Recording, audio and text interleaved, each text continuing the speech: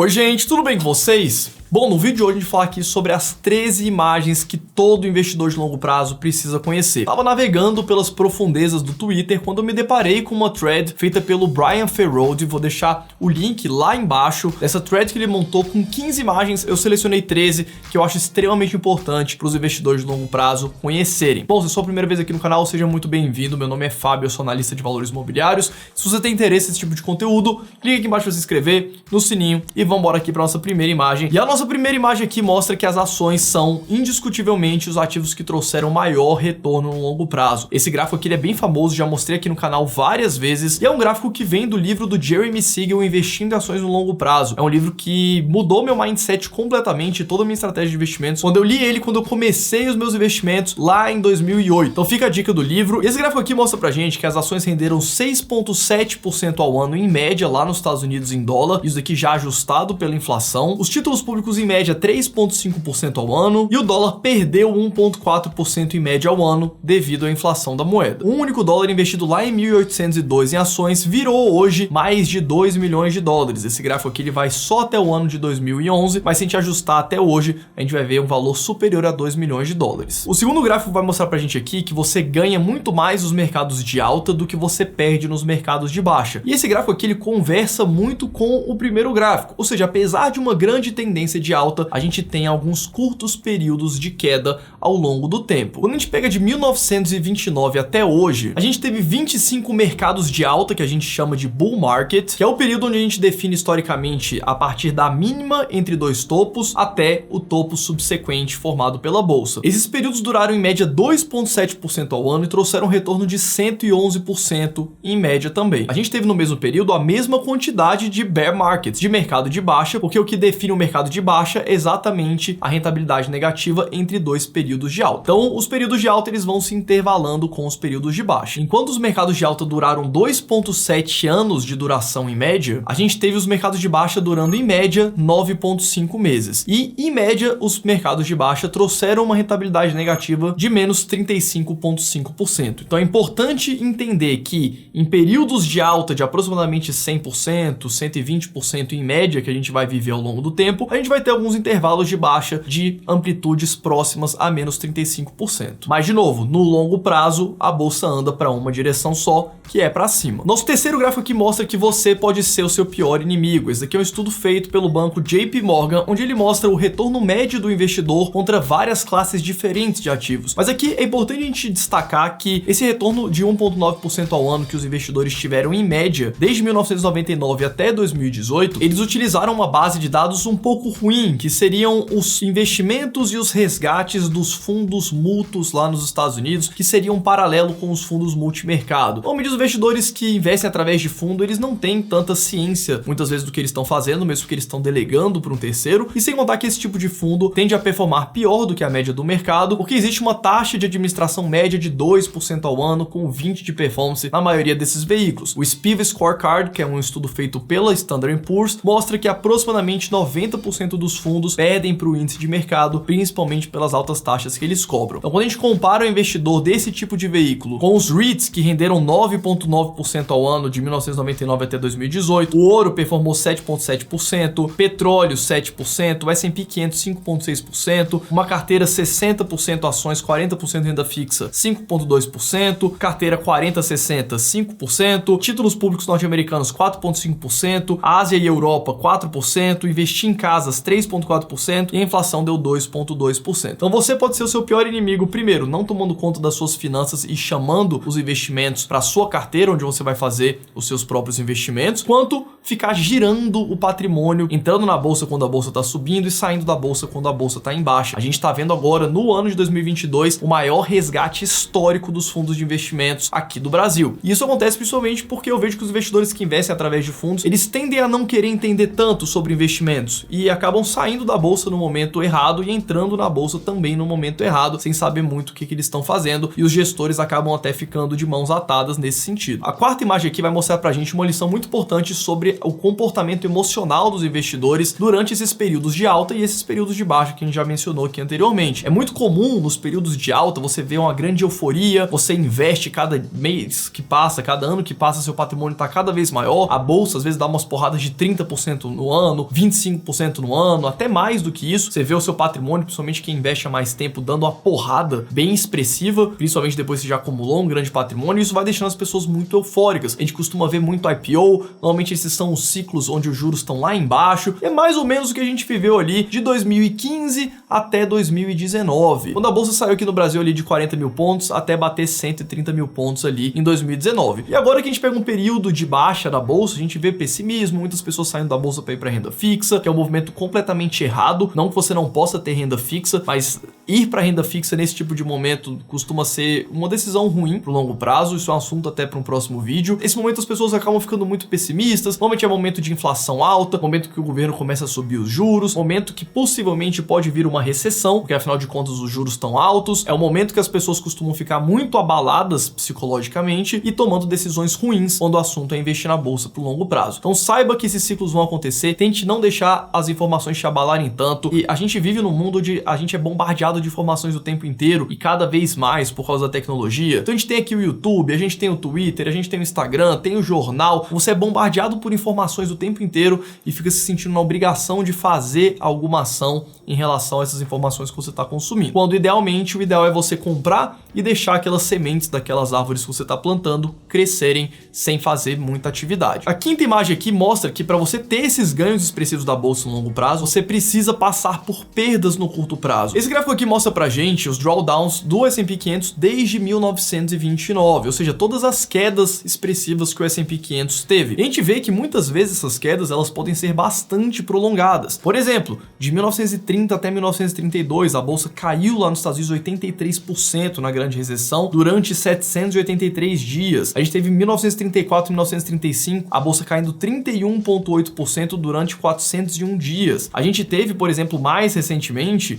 em 2007, a bolsa caindo 56,8% durante 514 dias. Na crise das .com, nos anos 2000, 2002, a gente teve menos 49% durante 929 dias. Então, a gente pode passar por períodos prolongados de queda e a gente tem que saber que isso vai acontecer se a gente quiser vencer na bolsa por longo prazo. E a nossa próxima imagem aqui, imagem número 6, ela mostra pra gente que mesmo em anos de retorno positivo bastante expressivo, a bolsa ainda pode apresentar algumas quedas relevantes. Em 1998, a bolsa subiu e fechou o ano com uma alta de 29%, mas dentro do ano a bolsa chegou a cair 19%. A gente pega, por exemplo, aqui também em 2008, antes da crise do subprime, a bolsa fechou em uma alta de 27%, mas chegou a cair 27% dentro do mesmo ano. Ou seja, mesmo em anos de retorno positivo, a bolsa pode ter uma queda expressiva e depois se recuperar. Ou a bolsa pode subir muito até o meio do ano para depois ter uma queda relativamente expressiva e ainda fechar o ano em alta. A sétima é uma imagem muito interessante que mostra pra gente que sempre vai ter um motivo extremamente inteligente para você sair da bolsa. Então a gente teve aqui, esse gráfico ele vai mais ou menos até 2013, tá? Então a gente teve ali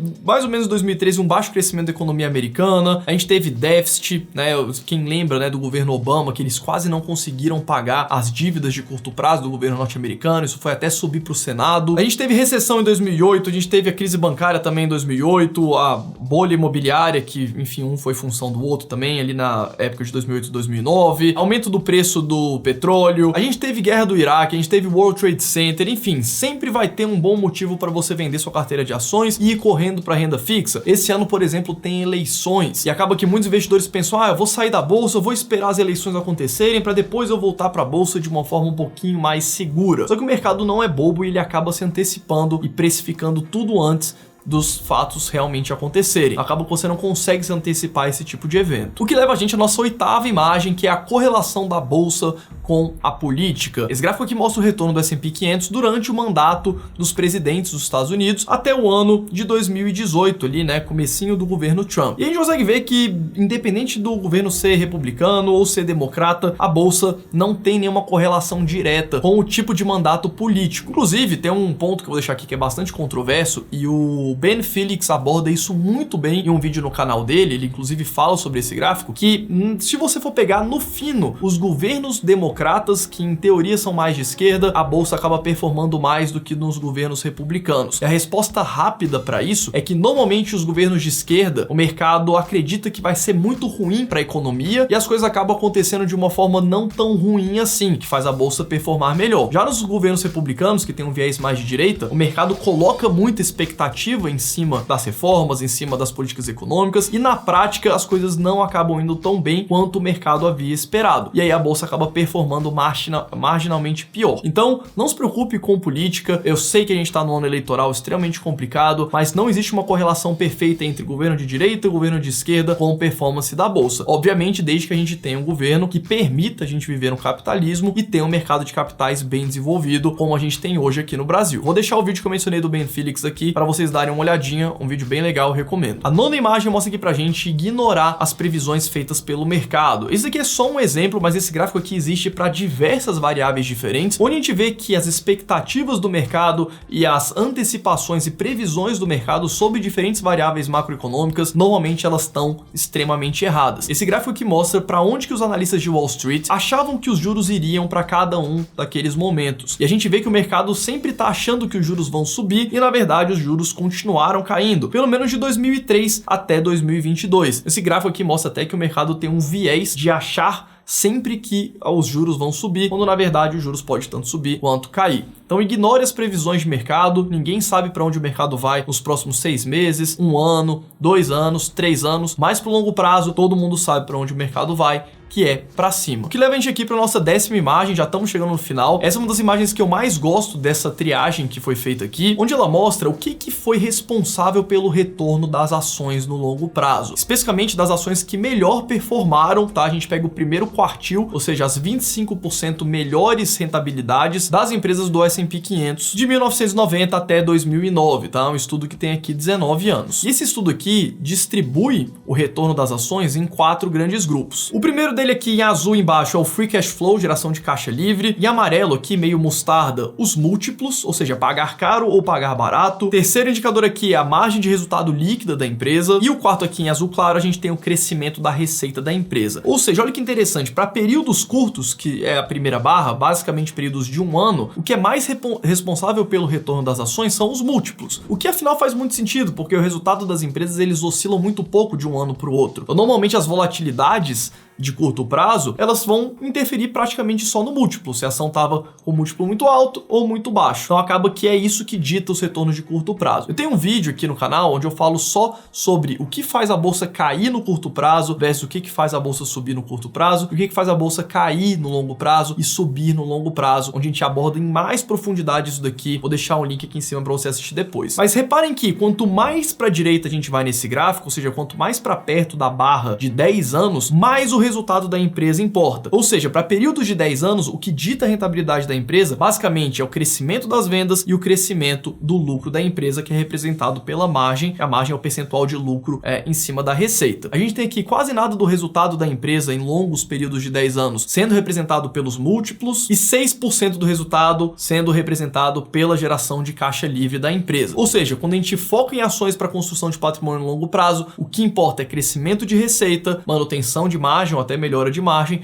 o que consequentemente leva num crescimento do lucro bruto. Se você quiser aprender a selecionar melhores empresas por longo prazo, vou deixar o link da descrição no meu e-book, Aprenda o Buy and Hold, o guia definitivo. É um material muito legal de estudos, tem várias aulas lá dentro, é um e-book bem ilustrado. Basicamente é um conteúdo onde eu sintetizo como selecionar melhor empresas por longo prazo. Esse é um conteúdo totalmente gratuito, fica à vontade para você ir lá, fazer seu cadastro e receber direto no seu e-mail. Então, quando a gente pega aqui períodos de 10 anos, o que importa é você investir e estar constantemente investindo em empresas que sejam lucrativas, que cresçam a sua receita possivelmente, mantendo as suas margens ou até mesmo melhorando as suas margens de resultado. É isso que vai dar toda a diferença desde que você faça aportes regulares. Então, fazendo aportes regulares em boas empresas lucrativas que cresçam no longo prazo, o resultado é só um, independente do preço. Por isso que você pode ignorar o preço que você está pagando quando o seu horizonte de tempo é o longuíssimo prazo. Ah, Fábio, mas o meu horizonte de tempo é de curto prazo, é de 1 ano. Olha, se o seu horizonte de tempo é de 1 ano, você não deveria nem ter esse patrimônio ou essa parte desse patrimônio alocada na bolsa. Bolsa é para construção de patrimônio, para você viver de renda lá no futuro dos dividendos que as empresas vão te pagar. Então você precisa de um dinheiro no curto prazo, esse dinheiro vai para renda fixa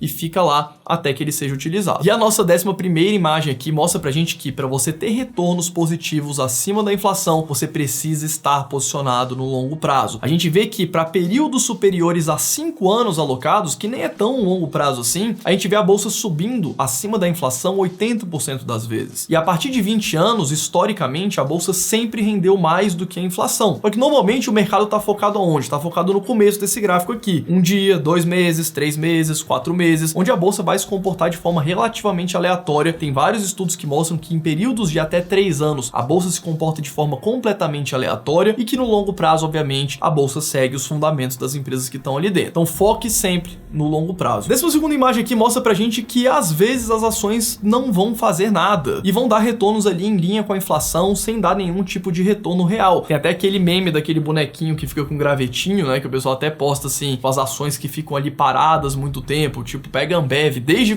que eu comecei a investir em ações da Ambev, lá em 2008, as ações estão mais ou menos no mesmo patamar, né? Lá atrás eu cheguei a pagar 8, 7 reais em cada ação da Ambev, mas se você pegar de 2011 pra cá, você vai ver que as ações estão ali perto dos 15 reais, né? Flutuando perto dos 15 reais. Mas isso é completamente normal, isso pode acontecer até com o próprio índice da bolsa, porque essa é a natureza do investimento em ações. Quando a gente pega, por exemplo, as ações da Microsoft, elas ficaram por mais de uma década de lado para depois trazerem um retorno de mais de 5 vezes o capital investido. A gente pega as ações da Home Depot nos Estados Unidos, ficaram praticamente uma década de lado para depois também multiplicar por quase 10 vezes o capital investido. Então nem todas as ações elas vão subir em linha reta. Eu já fiz um vídeo aqui falando sobre isso e também falando sobre as ações do Walmart no longo prazo, como que elas trouxeram esse retorno, mesmo ficando ali praticamente algumas décadas andando de lado, perto ali dos anos 2000 e da década de 90. Então a gente vê aqui que de setembro de 2000 até maio de 2013, e tudo bem que a gente tá pegando aqui do topo da crise das .com, do auge, né, antes da crise das .com, até a recuperação ali da crise do subprime, que a bolsa caiu em 2008 e voltou para os mesmos patamares em 2013, é um período de pico de bolsa até uma outra crise e depois uma recuperação. A gente viu um período ali de 13 anos para a bolsa voltar para os mesmos patamares. Por um ponto que é bastante interessante você reparar é que se o investidor tivesse comprado todos os meses desde o pico lá dos anos 2000, da crise das .com, até toda a queda do vale da crise das .com, até toda a recuperação antes da crise de 2008, comprado durante a queda de 2008 e chegado lá em 2013 nos mesmos patamares onde ele começou a comprar a bolsa, ele teve um retorno muito positivo. Isso porque ele comprou durante os vales também. É importante você ver que nem sempre a bolsa ficar de lado é algo bom. Quando você compra a bolsa todos os meses e a bolsa tem volatilidade, você termina com um patrimônio muito maior. A gente teve de fevereiro de 73 até dezembro de 94, 11,9 anos onde a bolsa ficou de lado. Obviamente que esse gráfico está ajustado pela inflação e também pelos dividendos pagos, e assim por diante. De 1937 a 1945 ficaram 8 anos de lado. A gente teve aqui de 1929 até 1936 também a bolsa ficando por 7 anos de lado. E lembrando que de lado aqui a gente está falando corrigindo pela inflação e já considerando os dividendos. Então já é o seu retorno total e o seu retorno real. Pode ter sido que nesses períodos aqui a bolsa tenha dado positivo, porque a gente não estaria descontando a inflação. Mas mesmo assim é importante entender que esses períodos de lateralização eles vão acontecer, e desde que você compre regularmente todos os meses, você vai terminar e você vai sair desses períodos de lado da bolsa com mais patrimônio. Fábio, não tô entendendo muito bem isso não. Vou dar um exemplo rápido aqui. Vamos supor que a ação tá custando 100 reais no começo do ano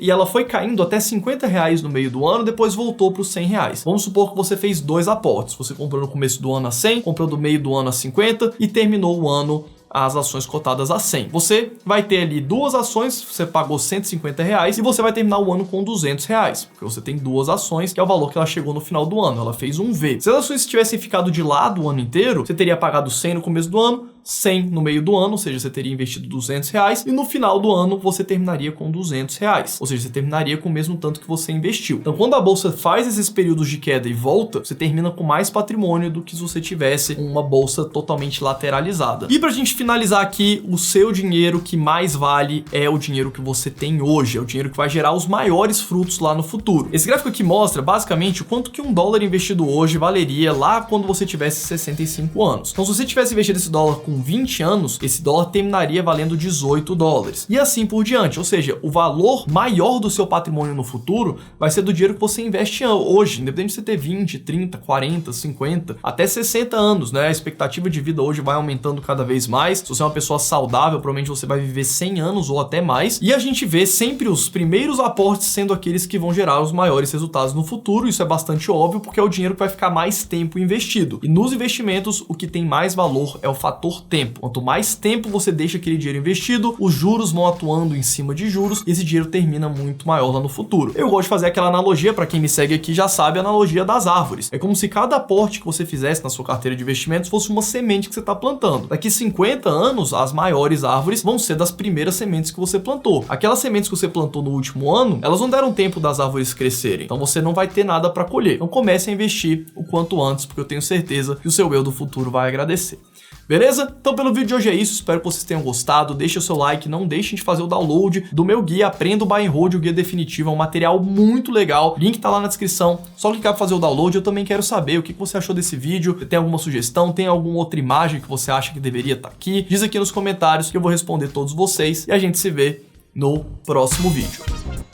A gente teve no mesmo período a mesma quantidade de bear markets, de mercado de baixa. Quarto gráfico aqui, quarta imagem aqui mostra pra gente